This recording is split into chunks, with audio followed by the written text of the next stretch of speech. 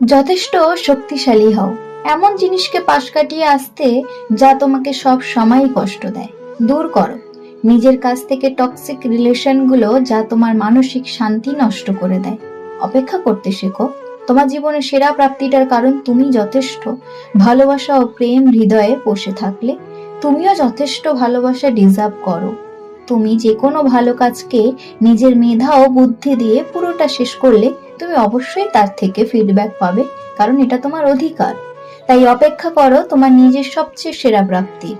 আর একটা কথা মনে রেখো, তোমার বর্তমান কিন্তু তোমার ভবিষ্যৎ না। তাই বর্তমান আঁকড়ে ধরে কোনো সিদ্ধান্তই নেওয়া উচিত নয়। আজ তোমার অবস্থান খারাপ হতেই পারে, কিন্তু কাল তুমি তোমার কাঙ্ক্ষিত সেই জীবন পেতে পারো যেটা তুমি ডিজার্ভ করো। মানুষের ভাগ্য বদলাতে 1 সেকেন্ড সময় লাগে না। পজিটিভ ভাবো এবং সৃষ্টিকর্তার উপর ভরসা করো।